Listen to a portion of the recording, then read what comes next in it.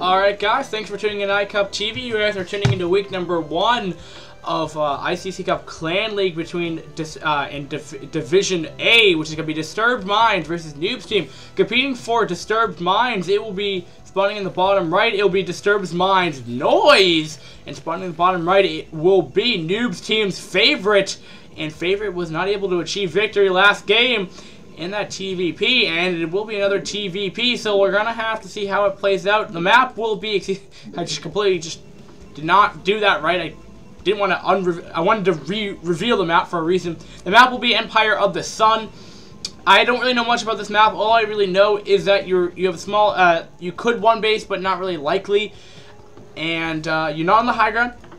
You're on the low ground, so no ramp actually. Your natural is pretty easy to secure, pretty small area, but could have potentially siege over here and do some damage. And your third's on the low ground. It's kind of interesting. You could it's kind of like Fighting Spirit in a way where you could put your main army here, so you don't have to worry about this ramp. But then you could just wall this area off, and then even really close to your fourth. It's like a weird map. It's a funky map, and you have a center where you can't build anything, but it looks cool. So we'll have to see. We'll be seeing a long macro game, or will we be seeing kind of an all-in aggression coming out of Noise again? That might be his style.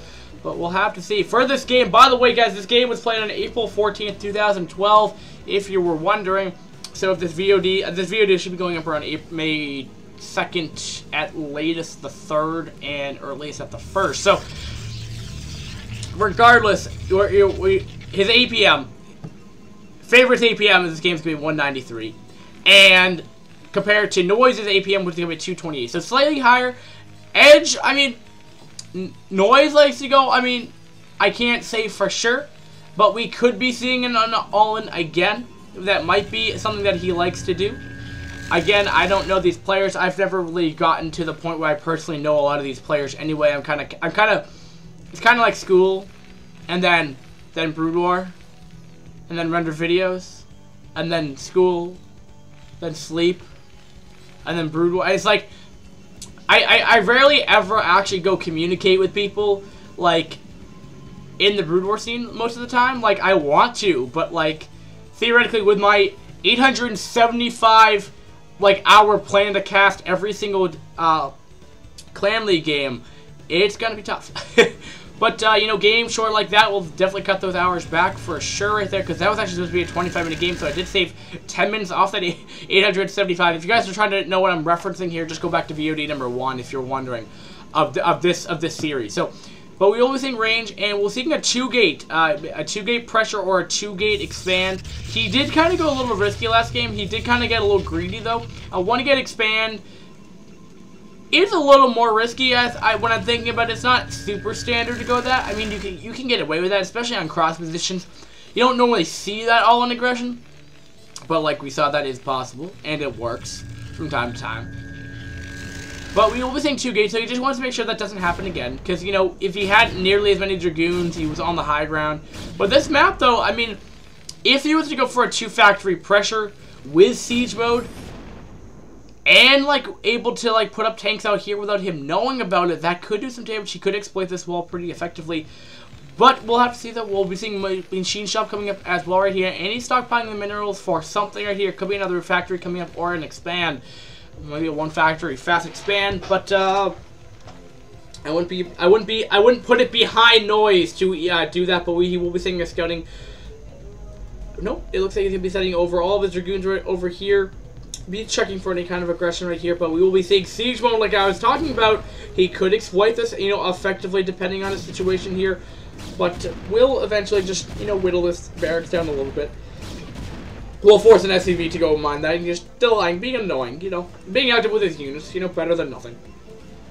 Checking for any kind of proxies coming out as well. Favorites playing just, safe. He doesn't want anything kind of risky, kind of really dumb to come out, but still one factory though, but no double factory. But I think he can only afford one.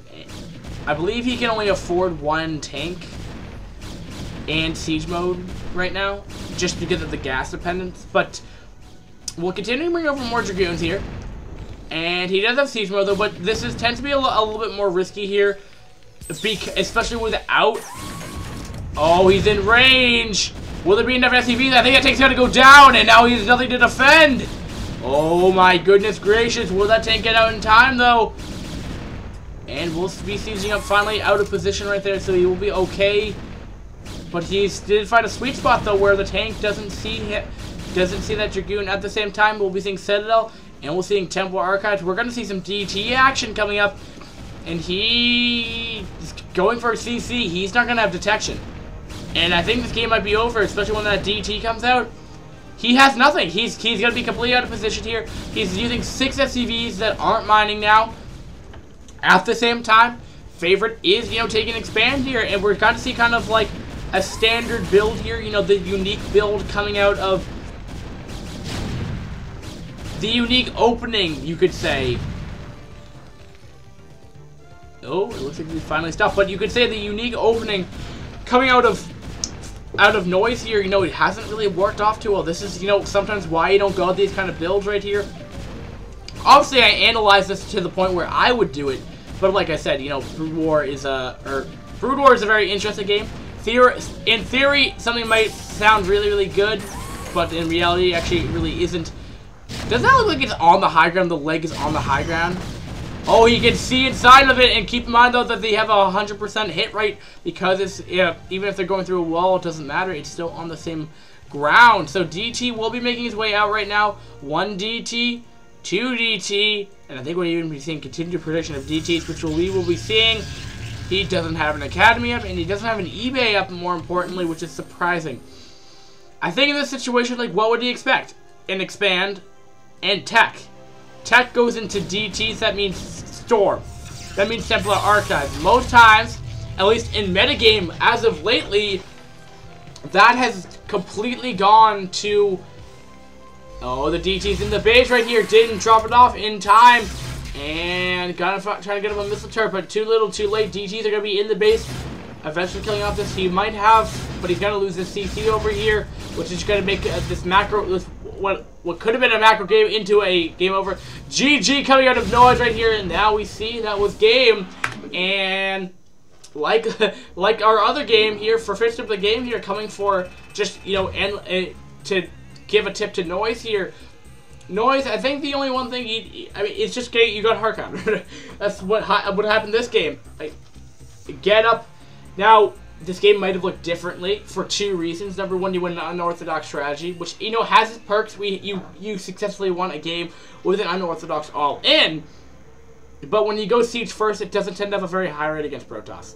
Of what I've seen, a lot of times players will try it, and then they'll just get raffle stomped. Because the problem is, tanks can't, especially on a map like this, when you don't have the vision of the low ground, you can't see. So the tanks actually won't do too much. And shelling, one tank siege mode isn't that great. If you're doing the doing the aggression, it's great, especially when you get the spider mines. But that's normally when you wait for a later push, late mid game or early mid game, which would probably be that would be a timing push at that point. But that's what we saw. We started getting you a hard counter, so I wouldn't recommend going siege first at all. But you could try it. You could try it. I like new strategies. It's fun, for sure. Also, you should have seen we're seeing that you're C-.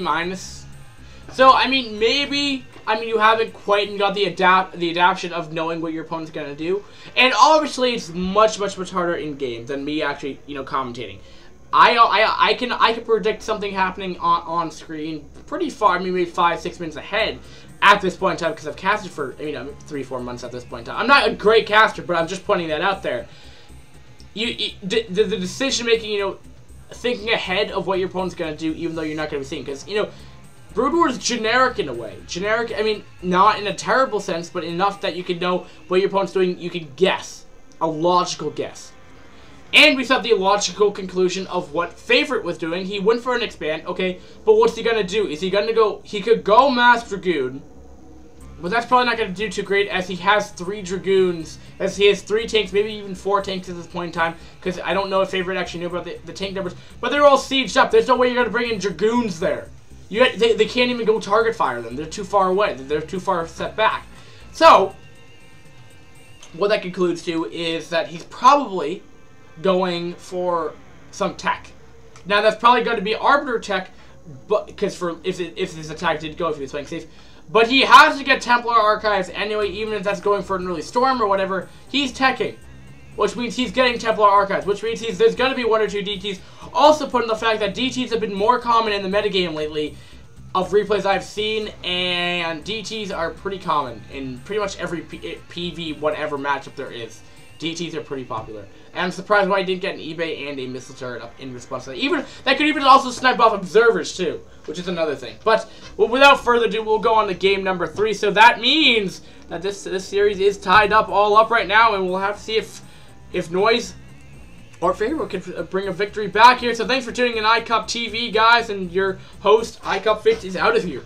Peace, guys.